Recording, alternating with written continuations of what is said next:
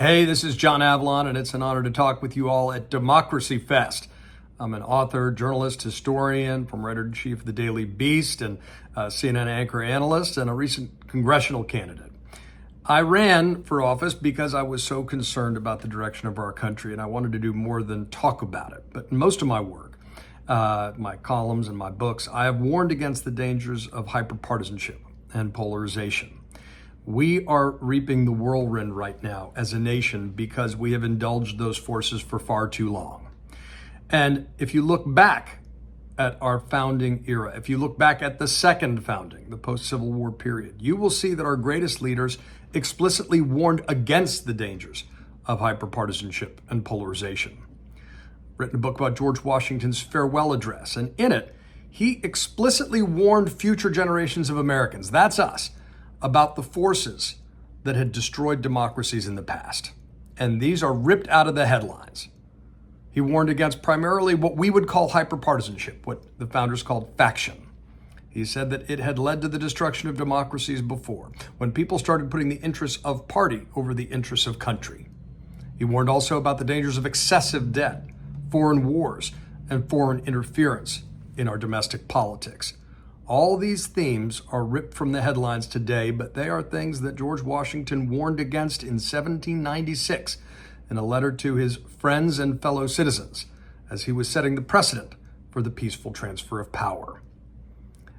For those folks who love our country, and I am a proud patriot, it is worth remembering the words of Washington, not trying to use the founding fathers as a cudgel or wrapping yourself up in the bunting of the American flag, but directly connecting yourself to those words of wisdom, which saw moderation as a strength of civic virtue, that put a focus on national unity, not division. Washington saying, writing that he was speaking to citizens by birth or choice, elevating immigration as a great source of strength for our nation, understanding the importance of virtue, but also most importantly, putting country over party, putting a focus on what unites us, not what divides us.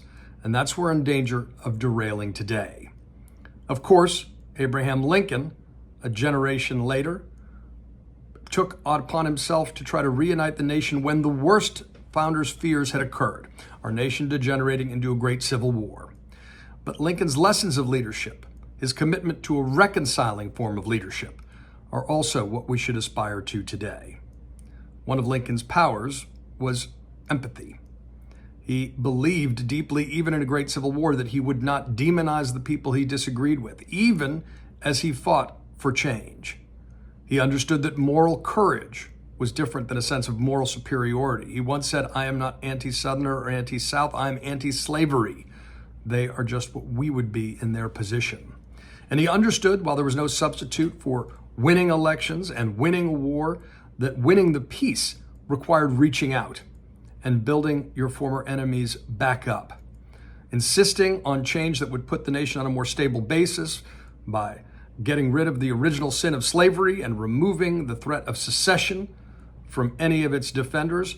And the people he fought at the time had a blood and soil vision of nationality. They put their differences ahead of what unites us. They identified as Southerners or states' rights ahead of the national interest. But we resolved that conflict fitfully through the second founding of our nation. And the leadership of people like Frederick Douglass and Ulysses S. Grant rings honestly and urgently to our times.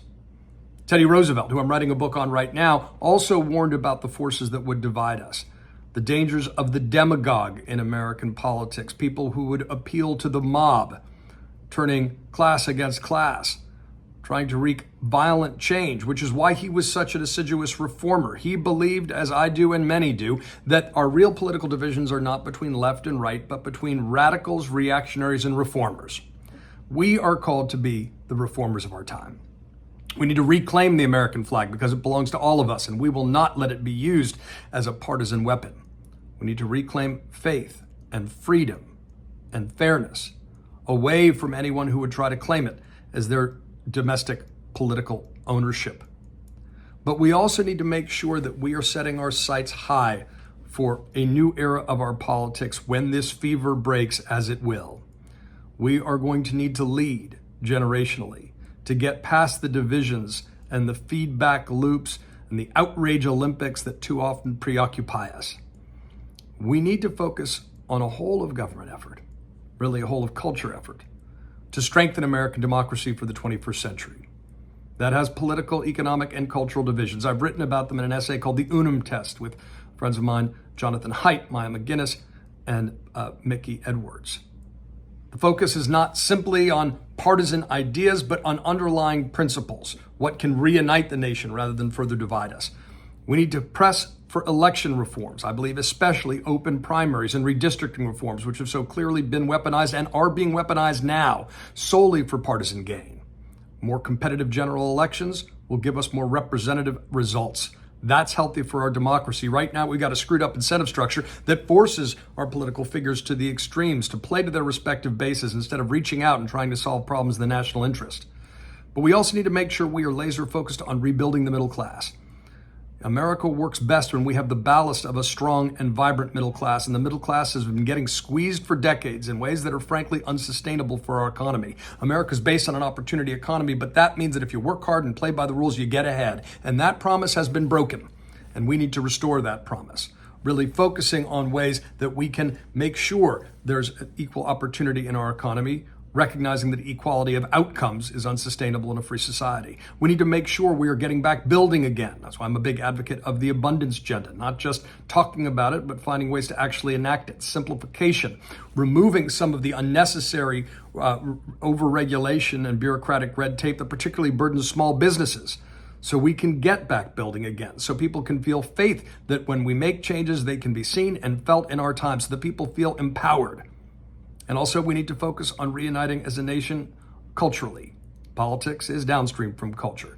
And there are two ideas that I deeply believe in. One, I think every graduating high school senior ought to be able to take and pass the same naturalization exam that new immigrants take when they become citizens to our nation. There needs to be a baseline of civics, something we have gutted over a period of decades in our country, reminding people of the responsibilities of citizenship as well as the rights, and giving us a common baseline of facts. It's also a subtle reminder that often it is new immigrants to our country who have the greatest appreciation for the blessings of being an American. I also think we need to re-examine and reassert a form of national service, not just focused on the military, but on things like AmeriCorps, Teach for America, working in national parks. There are state and local efforts as well as national efforts. This is something that has broad bipartisan support, but it has been stalled in the partisan food fights in Washington. But we need to find a way to get people out of their respective bubbles, to give something back, to remind us in action, what John F. Kennedy once said, which is that ask not what your country can do for you, but what you can do for your country. This is a great and animating cause. Our nation will face its 250th birthday next year, the 250th anniversary of the Declaration of Independence. It is happening at a difficult time for our democracy at home and indeed democracies around the world. But we need to make sure that we are working together as democracies, that we are aligning as democracies against autocracies, and not falling into that siren song that would say that autocracies can promise wealth without liberty. We need to be careful about how our algorithms are consciously dividing our nation, appealing to the worst of us, not the best. All this will take a lot of work. All this is a great animating cause, however, and it's a cause for which your generation and my generation must rise up, because I refuse to have the American experiment end or be degraded or damaged on our watch. I believe deeply in our country. My grandparents were immigrants, and I've been hell-bent on making sure that we pass on our nation to the next generation even better than it was handed to us. That's a lot of work, but remain animated and excited by that. This is a big goal, but it's within our power.